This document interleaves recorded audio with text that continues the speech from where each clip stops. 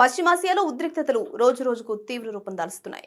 ఇరాన్తో America చేస్తున్న ఒప్పందం ఇజ్రాయెల్కు తీవ్ర ఆగ్రహం తెప్పించింది. ఎవరి సాయం లేకపోయినా సొంతంగా ఇరాన్పై దాడి చేస్తామని ఇజ్రాయెల్ రక్షణ మంత్రి హెచ్చరించారు.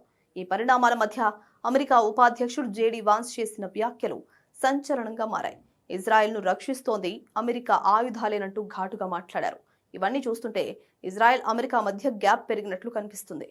అసలు అమెరికా మద్దతు లేకుంటే ఇజ్రాయెల్ తనను తాను రక్షించుకోగలదా?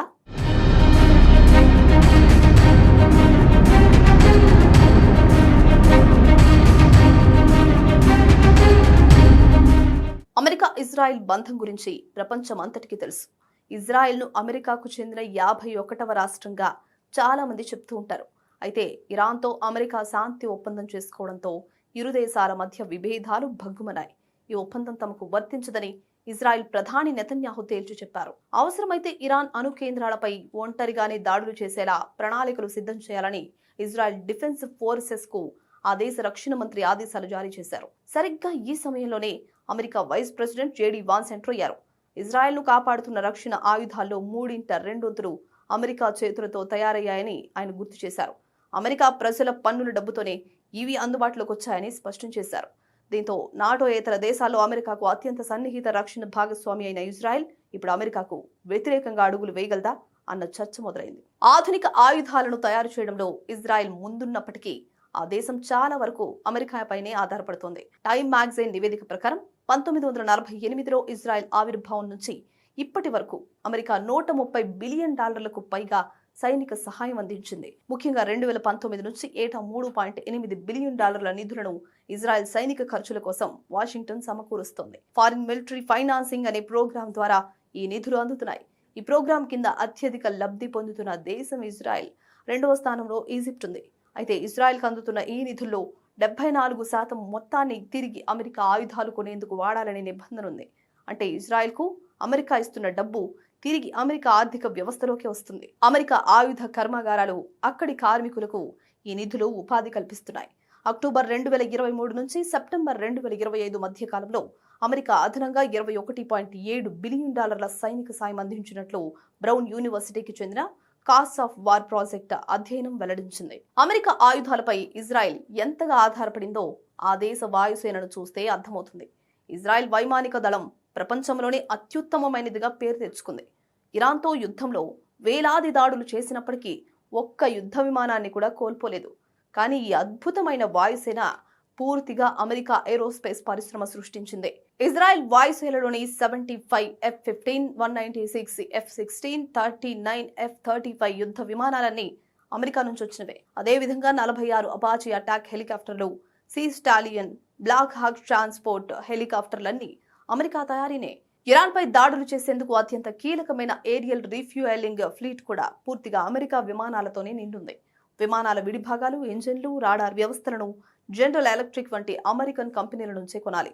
హిజ్బుల్లా చీఫ్ హసన్ నజ్రల్లాను హతమార్చేందుకు వాడిన బంకర్ బస్టర్ బాంబుల కోసం కూడా ఇజ్రాయెల్ పూర్తిగా అమెరికా వైపే చూడాల్సి వచ్చింది. ఇరాన్లోని అత్యంత లోతైన అణు కేంద్రాలపై దాడులు చేయడానికి అవసరమైన GBU-57 భారీ బాంబులు లేకపోవడంతో 2025లో ఇజ్రాయెల్ వెనక్కి తగ్గాల్సి వచ్చింది. కేవలం దాడి చేసే ఆయుధాలే కాదు, శత్రువుల నుంచి ఇజ్రాయెల్ను రక్షించే ఐరన్ డోమ్ వ్యవస్థ కూడా అమెరికా సాయంతోనే నడుస్తుంది. డ్రోన్లు, క్షిపణి దాడుల నుంచి ఇజ్రాయెల్ను కాపాడుతున్న ఈ ఐరన్ డోమ్ డిజైన్ స్థానికంగానే జరిగిన దీని తయారీ మాత్రం అమెరికా డిఫెన్స్ దిగ్గజం RTX భాగస్వామ్యంతో జరుగుతోంది. సాధారణ సైనిక సాయానికి అదనంగా 2022 నుంచి 2026 వరకు ఐరన్ డోమ్ కోసమే అమెరికా చట్టసభ సభ్యులు $3 బిలియన్ పైగా నిధులు కేటాయించారు.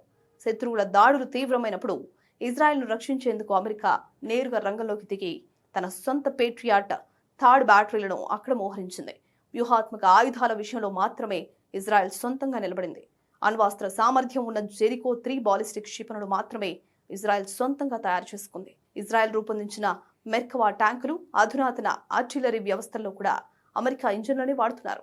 ఇరాన్, లెబనాన్ విషయంలో ఒంటి కాలిపై లేస్తున్న ఇజ్రాయెల్ అమెరికా నుంచి ఆర్థిక సైనిక సాయం చేయకపోతే సొంతంగా పోరాడగలిగే సత్తా లేదనే చెప్పాలి. అమెరికా విడిభాగాల సరఫరాను ఆపేస్తే ఇజ్రాయెల్ వైమానిక దళం దుకాణం కట్టేయాల్సిందే.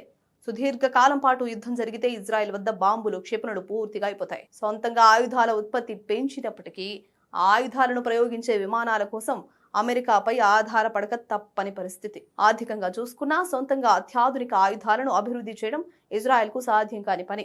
1980లలో సొంతంగా ఫైటర్ జెట్ తయారు చేయాలన్న ఇజ్రాయెల్ కళ ఆ దేశ జీడీపీలో 18% నిధులను హరింపజేసింది. అమెరికా సాయం లేకుంటే ఇజ్రాయెల్ సుదీర్ఘ యుద్ధాలు చేయలేదు. అలా అని అమెరికా ఇజ్రాయెల్ను దూరం చేసుకోలేదు. ఇజ్రాయెల్కు ఇచ్చే నిధులు తిరిగి అమెరికాకి చేరుతున్నాయి. దీనికి తోడు యుద్ధ క్షేత్రంలో అత్యాధునిక టెక్నాలజీలు ఎంత అద్భుతంగా పనిచేస్తున్నాయో తెలుసుకోవడానికి ఇజ్రాయెల్ను ఒక టెస్టింగ్ గ్రౌండ్లా అమెరికా వాడుకుంటోంది. మొసాద్ లాంటి ఇజ్రాయెల్ ఇంటెలిజెన్స్ సంస్థల సమాచారం అమెరికా భద్రతకు ఎంతో కీలకం. ఇజ్రాయెల్ అమెరికా బంధం భారత్ లాంటి ఆయుధ కొనుగోలు దేశాలపై కూడా ప్రభావం చూపుతోంది. దాదాపు 2 దశాబ్దాల క్రితం ఇజ్రాయెల్ నుంచి green pine radar, Falcon early warning systems కొనుగోలు చేయడానికి భారత్ ప్రయత్నించింది. ఆ వ్యవస్థలు ఇజ్రాయెల్ పేరుతో ఉన్నప్పటికీ వాటిలో అమెరికా టెక్నాలజీ ఉండడంతో అమెరికా గ్రీన్ సిగ్నల్ ఇచ్చిన తర్వాతే భారత్కు అవి చేరాయి. దీన్ని బట్టి ఇజ్రాయెల్ రక్షణ అవసరాలే కాదు, ఆ దేశ రక్షణ ఎగుమతులు కూడా అమెరికా కనుసన్నల్లోనే సాగుతాయని అర్థమవుతోంది. భారీ ఖర్చుతో కూడిన ఆయుధాల తయారీకి ఇజ్రాయెల్ ఆర్థిక వ్యవస్థ సరిపోదు.